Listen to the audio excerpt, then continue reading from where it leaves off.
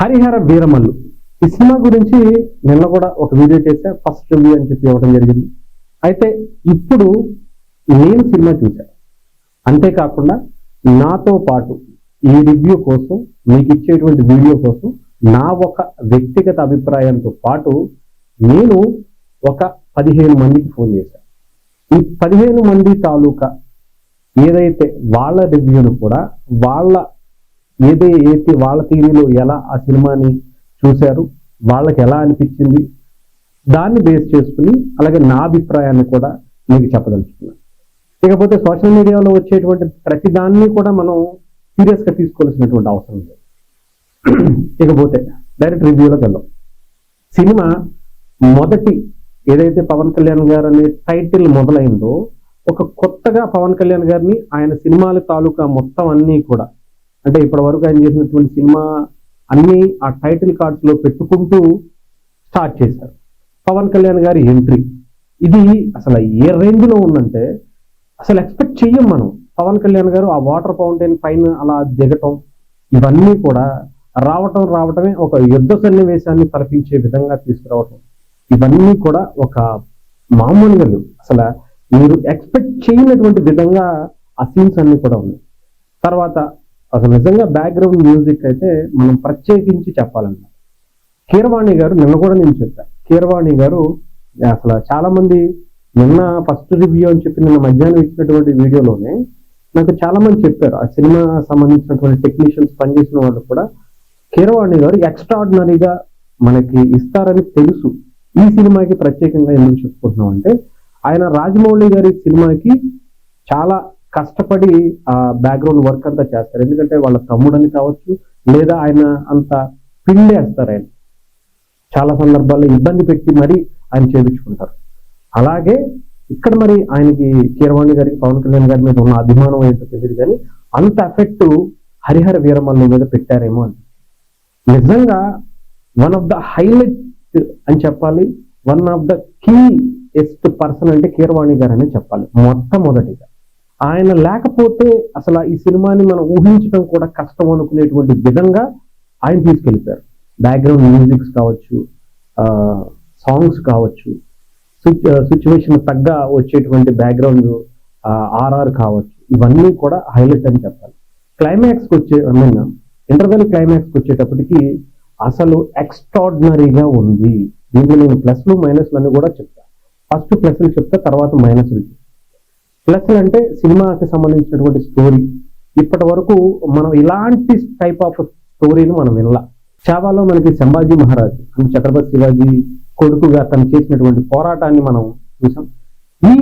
దీనికి సంబంధించి వచ్చేటప్పటికి ఒక కొత్త ఫిక్షన్స్, ఒక పర్సన్ ని తీసుకుని ఒక ఈ పోరాట యోధుడు, ఒక తను ఇలా ఉంటాడు, ఒక కోహినూరు వజ్రం కోసం తను ఇలా చేస్తా ఉంటాడు, ఇలా ఎదిరిస్తాడు, ఒక సామ్రాజ్యాన్ని విస్తరించుకున్నటువంటి ఒక విలన్ ని, ఆ విలన్ దగ్గరికి వెళ్ళి చేసేటువంటి పోరాట సన్నివేశాలు కావచ్చు, పవన్ కళ్యాణ్ గారు వచ్చేటప్పుడు వాళ్ళని ఎదిరించి నిలబడేటప్పుడు ఆ సన్నివేశాలు కావచ్చు, వాళ్ళకి వార్నింగ్ ఇచ్చేటప్పుడు కావచ్చు, ముఖ్యంగా ఒక పులితో సీన్ ఉంటుంది.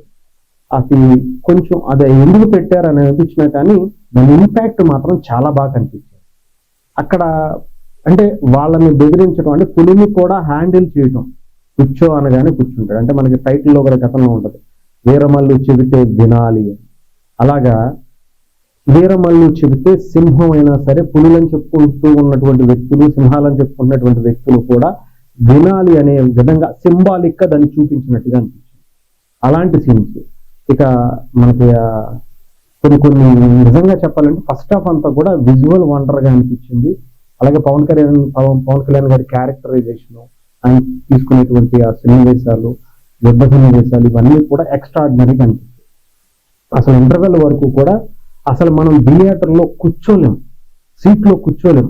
అసలు నిన్న నేను చెప్పినట్టుగా ప్రతి 5-10 నిమిషాలకు ఒకసారి మనం పేపర్లు ఎగరవేస్తానే ఉండాలి. ఈ సినిమా అప్పుడే వచ్చేసిందా, గ్యాప్ ఇవ్వట్లేదా అనుకునేటువంటి సన్నివేశాలన్నీ కూడా ఫస్ట్ హాఫ్ అంతా ఉన్నాయి.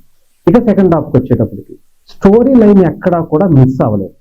అందులో మాత్రం చాలా పర్ఫెక్ట్ గా స్టోరీ, అంటే మనకి కొంచెం ఇబ్బందిగా అనిపించేటువంటి సన్నివేశాలు ఎక్కడా లేవు. ఇది అనవసరంగా పెట్టారేమో అని అనిపించేటువంటి సన్నివేశాలు కూడా లేవు. కానీ ఇక్కడ మనం నిజంగా అంటే చాలా మంది ఏమనుకుంటారంటే బోర్ కొట్టేస్తుంది కదా మనకి, అంటే ఎక్కువగా లెంత్ అనిపించింది కదా, ఇలాంటి సన్నివేశాలు సెకండ్ హాఫ్ లో లేవు.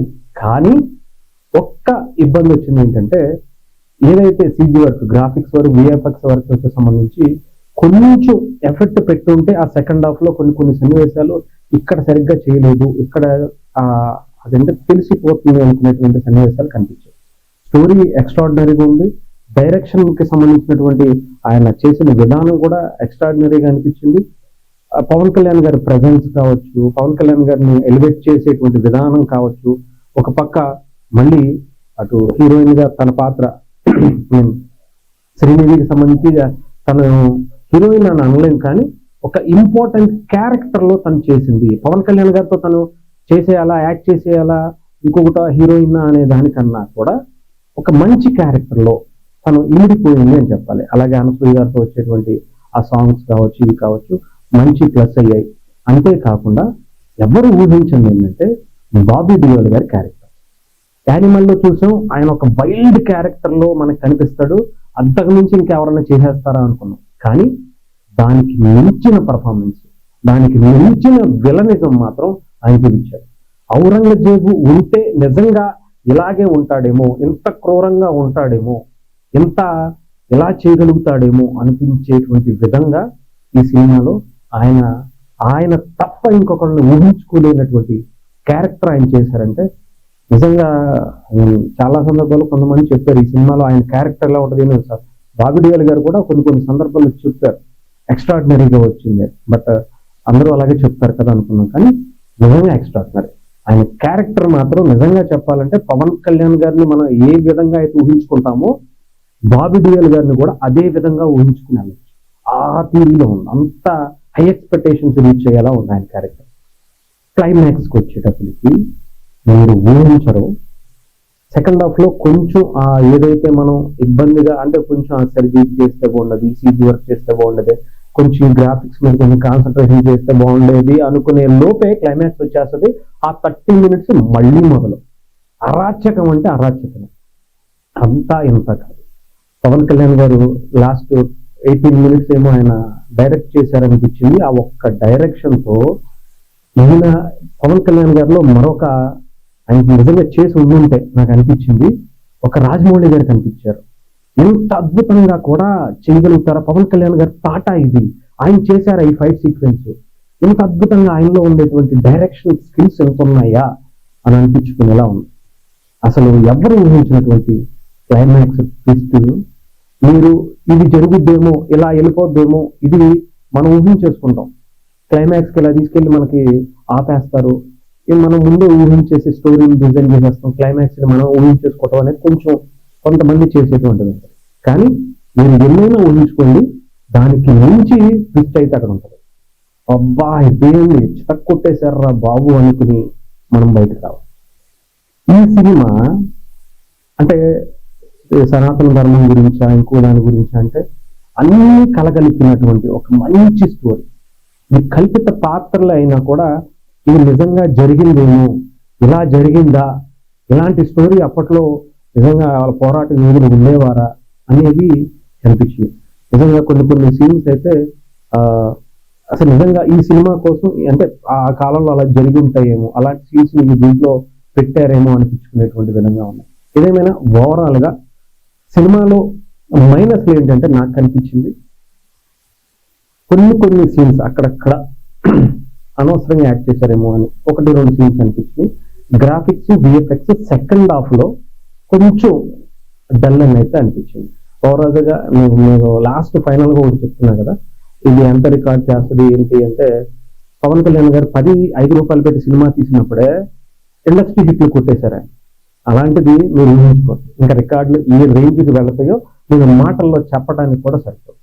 మొట్టమొదటి నాకు తెలిసి బెనిఫిట్ షోల్లో మొట్టమొదటి రికార్డులు ఏవైతే ఉన్నాయో అవన్నీ కూడా హరిహర వీరమల్లు ఇప్పటికే చరిపేసింది.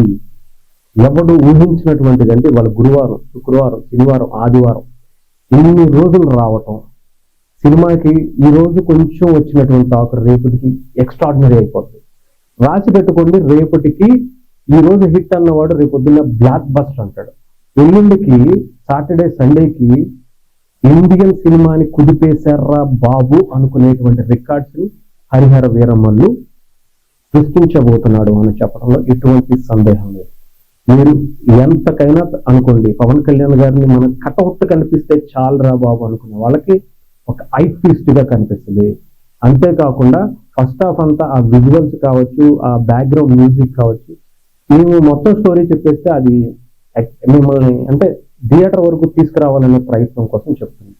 ఎవడు ఎన్ని అనుకున్నా, ఎంత తగ్గిద్దాం అనుకున్నా కూడా సినిమా ఇంకా అంచులంచులుగా పెరుగుతూనే ఉంది. ఎవరైతే ముందే ఇది బాగాలేదు అని చెప్పేసి కొంతమంది టీవీ ఛానల్లో వేసేసి చూపించుకున్న వాళ్ళు కూడా సినిమా చూసిన తర్వాత నోరు మూసుకుని రావాల్సినటువంటి పరిస్థితి.